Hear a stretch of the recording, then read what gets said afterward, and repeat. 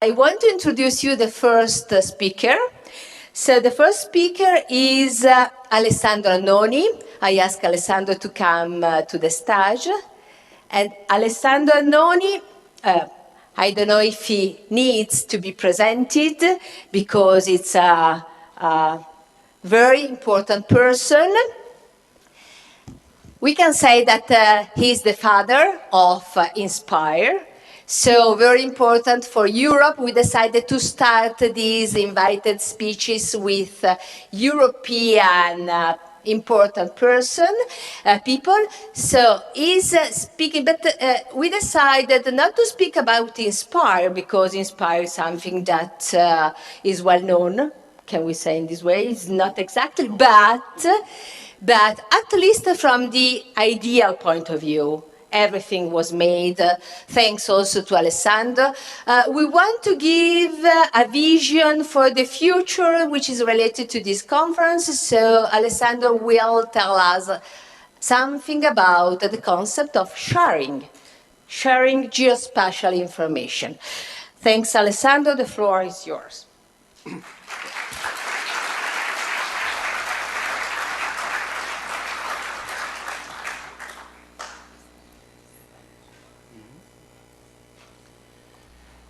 Thank you, Maria. When Maria invited me to make a keynote for this conference, I say, why? I'm not developing software since 20 years. My programming language were Assembler, COBOL, APL, BASIC, Visual Basic, Pascal, everything that is not used anymore now. Just to develop something that you are developing in 2 days, it takes 2 years at the time because we have to write all the graphic library in Assembler before to start to build an application. So what I can say to this community. And then I say, I will do something from philosophical point of view. I will speak about my experience with sharing, and I will speak about 4 experiences that I made. So first, what sharing means. Just I take Google, and this is the first link that appears. Sharing means have a portion of something with others. Sharing means give a portion of something to others. Sharing means use, enjoy, to do something jointly. So all this is sharing. Why? People that are sharing ideas could do a better thinking. 2 brains are better than 1, normally. If you are sharing food with your colleagues, when you are in Chinese restaurant, for example, you can have more choice. If you are sharing a plug-in adapter, then you are saving some money because with a single adapter you can provide services for 5 users. And then with a clear sharing economy, you can share a car and so on. So you know this guy. This guy is one of the very well known for launching the Free Software Foundations. And it says that sharing is good, and with digital technology, sharing is easy. I will demonstrate today that it's not so easy.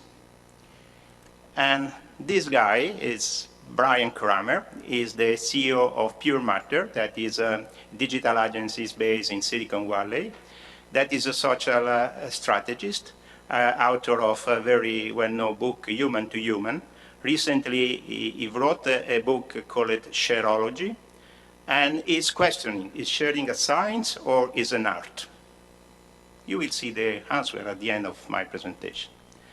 Sharing is good because you can save money, you can do better use of resources through collaborative consumptions, but you will learn that not everybody that looks good to you is good for you. And I will show some examples. Sharing the funding for Greece. If you look today, there are countries that are more exposed than others, that are the countries that will be in troubles in case that Greece is not giving back the money. So for these countries, sharing is not necessary anymore a good opportunity.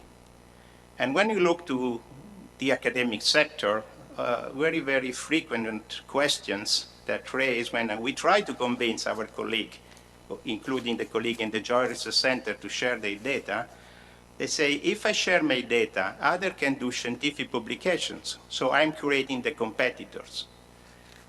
There is no recognition of the effort that I made to build such data sets. So I spent 2 years to create a very robust, quality-controlled, quality-checked data set, and now others will benefit from my effort, and I don't have any recognition or reward.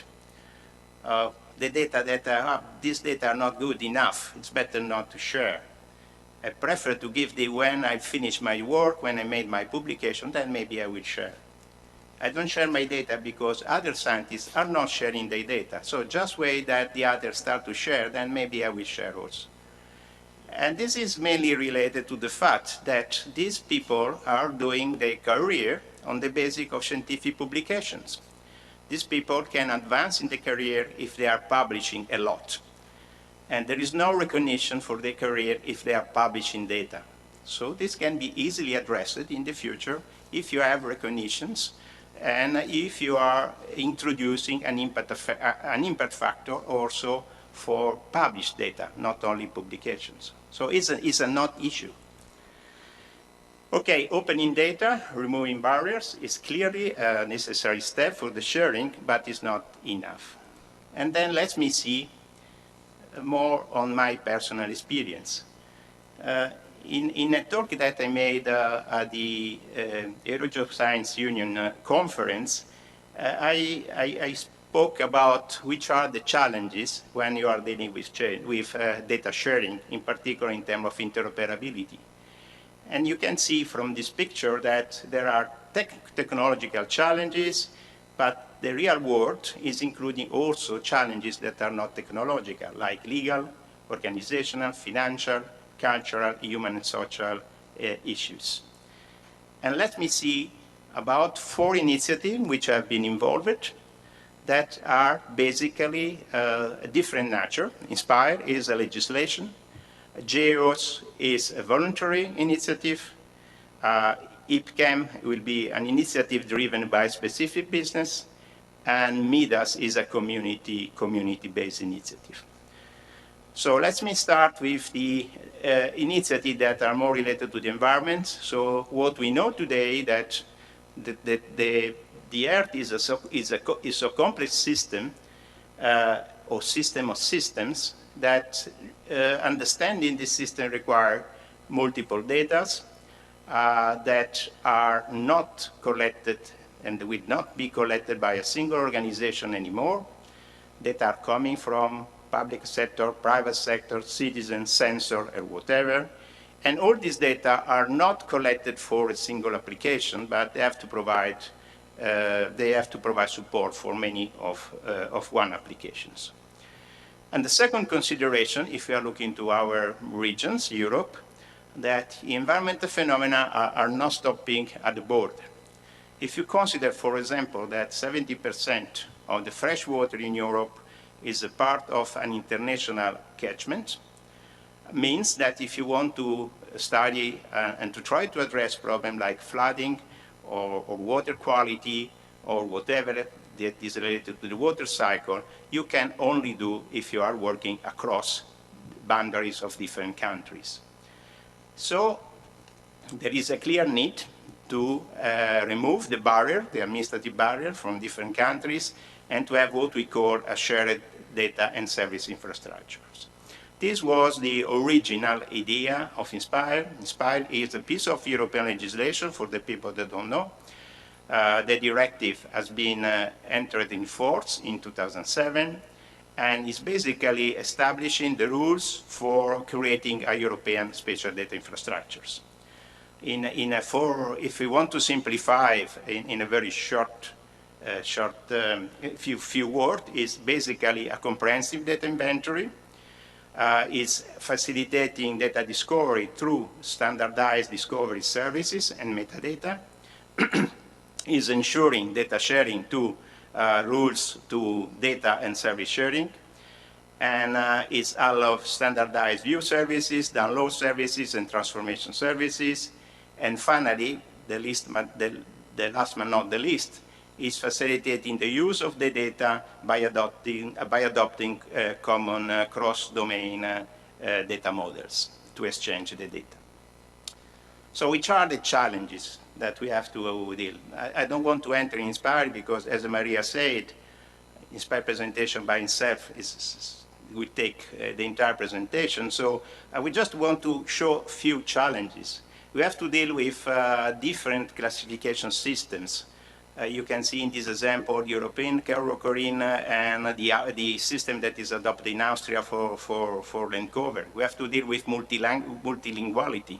All the metadata are stored in the national language, so we have to deal at least with 23 different languages in Europe. We have to deal with data and quality of the services that the member states are putting in place. Not all of them are able to provide services at the same level of performance.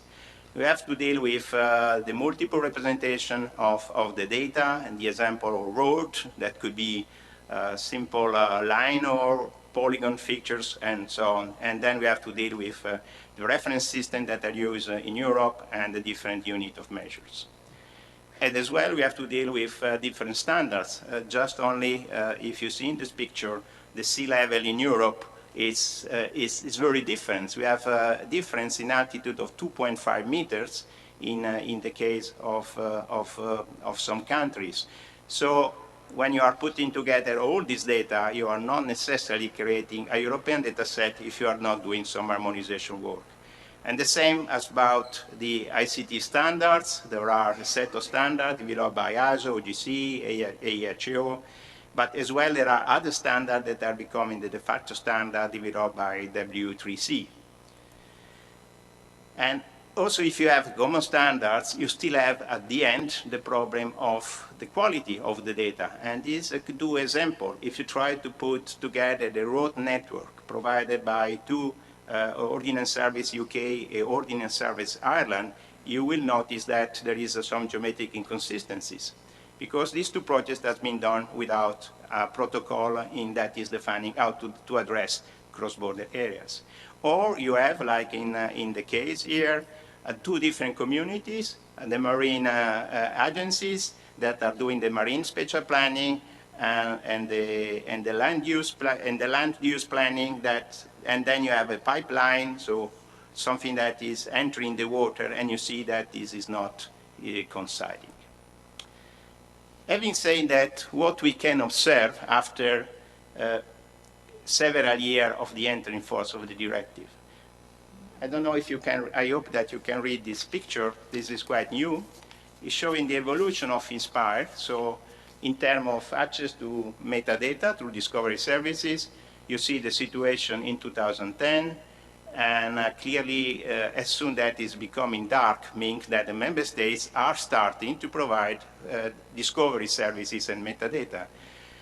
When you look to the accessibility to the data set through the view services, again you see quite good progress, but still some countries that are lacking, for example, France in this case.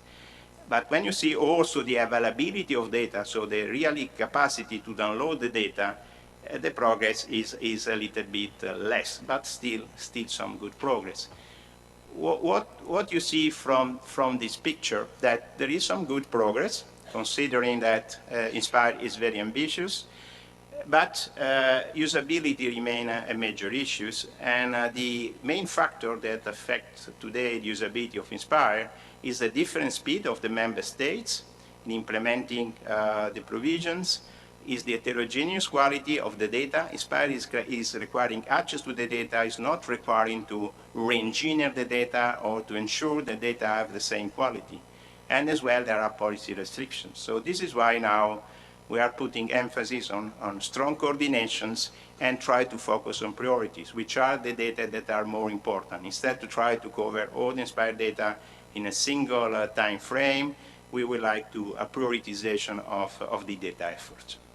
The second example that I want to mention is the GEOS. GEOS is an intergovernmental initiative with 96 nations, 87 international organizations, promoted by the group of Earth observation that try to develop a system of systems to access to all Earth observation measures and data.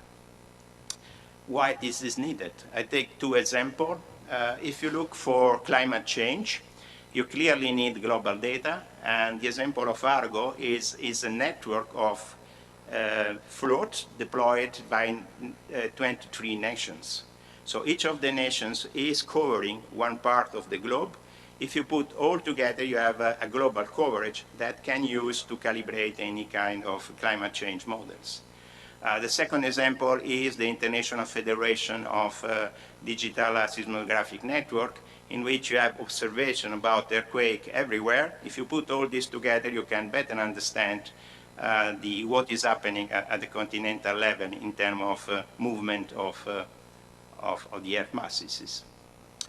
So in order to access these informations, in 2005, there was created the need for a data clearinghouse was raised, and so an architecture was put in place with some common infrastructure components, called it GEOS Common Infrastructure, GCI shortly. And the idea is to have a registry and services that should be registered, to have a registry that is registering the standards and interoperability arrangements, and best practice wiki registers, user requirement register, and so on. And then a clearinghouse, and then a web portal in which the people can browse and search which resources were available. So, very, very traditional approach. They failed completely because people were not interested to register it. People were not interested to converge on common standards, but to maintain their own standard, because they see why we need to change something that is working properly. And a good example is the meteorological services. The meteorological community has developed their own standard, their own infrastructure since 15 years. Every day you have weather forecasting based on data collected globally. Everything's functioning very well. The protocols are very precise, very accurate, so they don't need to see to change and to move from their standard to an ISO standard or whatever. So this is valid for several communities. So we introduce the lesson that we say, oh, technically it's not feasible in this case to adopt a common standard. So let's navigate across standards adopted by different communities. So we introduce the concept of the brokering like a mediator between the different systems used by the different communities. So the people user, instead to access data from the meteorological community for the ocean community, etc., are accessing the data through the broker, and is the broker that is transforming internal standard to exposing common interface. And the approach and the impact of this choice, this technological choice, was impressive. Until that we used the concept of clearinghouse, we were able only to access something like 200 data sets. At the time that we introduced, in few months, when we introduced the brokering approach, we raised to the level of 28 millions. So, and now we are still growing. Still in GEO, there is a second lesson that I want to share. The GEOS, since the beginning, was putting emphasis on data sharing principles that were adopted in 2005. So basically, all the members, all the countries that signed to be members of GEOS agreed to respect these principles. And to implement the principle, there were implementation guidelines in 2009 and the data sharing action plan in 2010. And in 2010, we introduced the concept of GEOS data core. That means that data collection that are open with unrestricted access. Basically, we ask the countries to tag their data with the label GEOS data core in order to be easily recognized which data are really freely accessible without any restrictions. So this was a good step because it was a concrete measure to ensure access to the data, but it's not enough. In the project GeoWow, we make a survey in 2013, so 4 years after the adoption of the action plan. 25% of the contacted organizations that were the people that signed the action plan were not aware about the core. And nobody was using it. And the barrier were poor visibility from the, I would say, in terms of communication, incomplete metadata, so people were saying, I will adopt, and then they were not doing the necessary step to ensure that the tag was introduced in their metadata systems, and as well other type of problems. So what we try to do now in GEOS to remove these obstacles is to try to connect the data to the user using a different approach. And the different approach is to develop application, apps, in order that we can really connect real users to the data that are theoretically made available by GEOS, and at the same time to better understand which is the demand of data. For this reason, we launched in March a call for applications.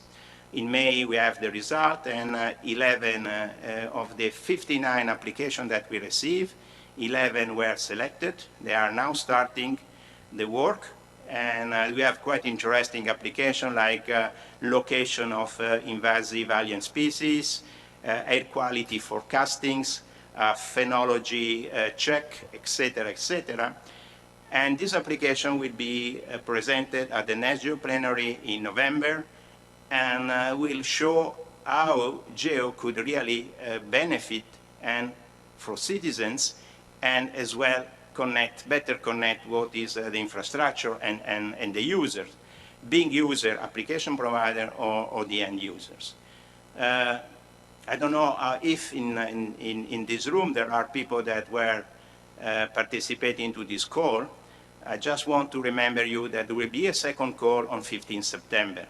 So I invite you to participate to the call, because you will have the opportunity to use this call to develop some applications and to be funded. It's not a big funding, but it's something that could be of your interest. And you have more information in a poster that is exposed here in the conference. Let me go to the third experience, that is the information platform for chemical monitoring data. There is a need to improve the understanding on how the chemical mixture are affecting the populations, and what we are exposed to. And then we need a more coherent approach for generation, collection, storage, and use of chemical monitoring data. And this has been proposed in a communication from the Commission, the idea of creating a platform for chemical monitoring data that is called IPChem, Information Platform for Chemical Monitoring Data.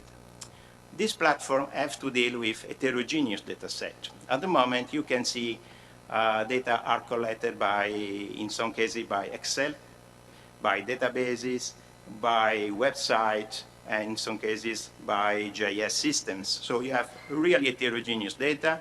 How you can ensure that this platform is able to harvest information from all these different systems. And so when we were thinking about the design, this is something that we cannot impose standards. We have just to be able to use what is existing. And what is existing is clearly totally fragmented. So the solution was to develop specific applications or proxies to ensure that we can access the different systems. And we transform the data basically on 3 levels. So we have the first level is the metadata about the system that need to be connected. The second level is the metadata about the database, so the information about how to enter in the database. And the third level is the interlink with other information services. So what is done by this system is transform the data online. So from one database to the other database, there will be transformation services in order to expose to the user as a single interface and to ensure comparative analysis of the data. So which are the main obstacles in terms of sharings? The existing data policies, for example, we have restrictions. In the case of food and feed data. They are dealing with data about personal people, about people. So if you want to have access to this data that were originally allowed for a specific application, you have to go to the National Ethical Committee and to have the agreement to use the data that are only granted for a specific use for other uses. And this is take maybe 2-3 years. There is a technical implementation. So because all the systems are different, to connect each system, you are obliged to develop a specific proxies. Is this approach sustainable? Can we develop 1,000 proxies, or we have to concentrate or maybe on 20, 30 that are the more important and significant databases? And then there are different semantics and coding and so on, and this should be addressed by a progressive standardization and harmonizations. So in terms of data policy, the solution was to introduce different level of policies in which the data provider is declaring very clearly what is the possible use of the data. So if they can be used for the public, if they can be used only for the national businesses, for all the members of the initiative, or for European Commission services. The last example, the more interesting one for me, is when we start not to share data but to share knowledge. And this is the example of what we developed in the JRC. It was a model inventory database and access services called MIDAS. The idea was we have several models in JRC. JRC is, my organization is distributed in 7 countries. So we have institute in 7 countries in Europe. So there are modelers that are sitting in Spain, in Netherlands, in Germany, in Belgium, in Italy. And then we have to be sure that the information about the models that they develop is available, so there was an inventory. But when we made that inventory, we recognized that to make an inventory is becoming very quickly obsolete, because the people are not interested to maintain an inventory if you don't see the added value. So we try to think, instead to make an inventory, we move to knowledge sharing and collaborations. And the consequence will be more transparencies and consistency and traceability of our activities. So the idea was not to link, to collect only the information about the models, but to link the models to the data, to the policy in which the models are used, and to link the model to the experts that are behind the different models. And the benefits are, you can see in this picture, for example, the model X, and which are the data used by the model X, and you discover that the same data are used by the model Ypsilons, and so on and so on. You can recognize, for example, relationship and economies that you can do, because the same data set is used by 3 different groups, 3 different sectors, and then you can put these people together to buy, for example, not a single license for the data, but multiple multi-site licenses. Or you can see that the same data, they are using different versions of the same data, so you have inconsistency in the model output. And you can see also the relation between the models. This is even more interesting. The model X is using as a subcomponent the model Epsilon. And then you can see how the models are interlinking each other. By doing this, you can assess the impact of one decision. For example, to close model X imply that model Epsilon cannot work anymore. And this is very interesting. And so this makes this project very successful. This was developed just to increase the efficiency in our organization. Now has been proposed to be the system to be used by the entire European Commissions, because the Secretary General of the European Commission recognized the importance to have a system to share knowledge between different departments, and to be sure that the models that are used by different departments are consistent, and as well the data, the underpinning data. So what made this MIDAS successful? Good idea, clear focus, the objectives were very well defined in the beginning and were commonly shared, persistence of the team, a clear need for this system because it was increasing in efficiencies, the passion between in doing the system, because we decided to involve all the models in the design phase, in the initial stage. So the system was not developed by a team and then imposed to the modelers, but the modelers were involved in the design of the systems. Constant improvement, anytime that the modelers or the user are expressing some needs, you have to upgrade the systems, and then you promote also competition through collaboration. What this means? At the beginning, we selected 2-3 volunteers to populate the system with their informations. And the others were very reluctant to spend 1 day, 2 days to put this information in the system. But when they see the result of the first 2 modelers, and they see this result very well presented and making visible their models, they say, oh, I want that my model is also visible in the same way. So there was a kind of competition between the models to do the better documentation of their models, to raise the level of interest in their models. And then there is a serious work. When you are doing these things, you have to show that you are doing these things seriously, and it's not something that you are doing just for the sake of doing, and strong and clear governance. You have to be very determined. People are not, in principle, propense to sharing. They have to be convinced, and when they agree to share, you have to be sure that they are sharing. That means that you should have in place all the instruments to ensure that these people will follow what they agree to do. So this is the governance. So to conclude my keynote, sharing is an art.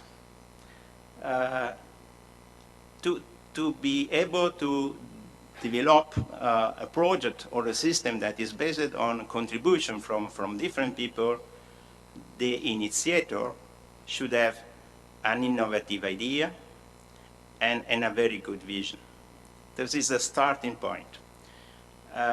Second, don't forget that you can have a momentum in which people agree to share. But if they don't see the benefit, they will immediately lose the interest on sharing. So when you are calibrating a project, the short-term benefits are essential to initiate to sustain the project, whereas the mid-long-term objective play a role to maintain it and to ensure that there is a long-term vision.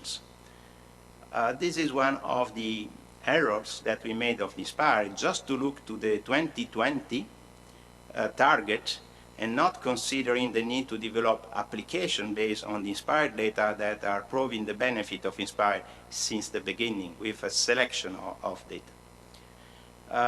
Then you need the community. INSPIRE community is quite strong. We have a very strong support from the member states. We spend quite a lot in building this community. We spend quite a lot to maintain this community. Since the beginning, member state experts are involved in the process. They are drafting, they are consulted. It's important because when you have obstacles, you can address only if you have a community behind you. Another important message is that the technical organizational solutions that are appropriate today maybe are not tomorrow. And this is the case of the 4 initiatives that I mentioned. I show in GEOS that we were completely changing the technological solution that was originally proposed 10 years ago. We probably will change again in 2-3 years because the technology is evolving. Something that was appropriate 10 years ago is not appropriate anymore.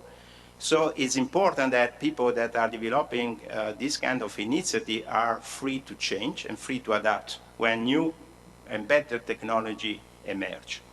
So the fact that you are an expert on clearinghouse, don't try to defend the concept of clearinghouse forever. Maybe at a certain point it's time to abandon this concept and to use 2 different technologies. And then a clear governance is needed to lead the project and to address and remove any possible obstacles. Don't leave this project, don't abandon this project. Don't give the impression that when there is a problem or when there is an obstacle, there is not somebody looking to the obstacles and try to address him. And the last point, the main recommendation from me, you should be always express your concern and solutions. At any time we are talking about collaborative environment. So if you are sharing your concern about a specific solution that has been adopted and you have something new to be proposed, don't hesitate to put on the table. Because in this kind of collaborative framework, it's important that everybody is on the same line, but not necessarily that everybody agreed on the same solutions. There are multiple ways to develop this kind of systems, and what is important that at the end there is a consensus on what should be adopted and sustained. So not to be conservative. And with this, I end my presentation. Thank you a lot for your attention.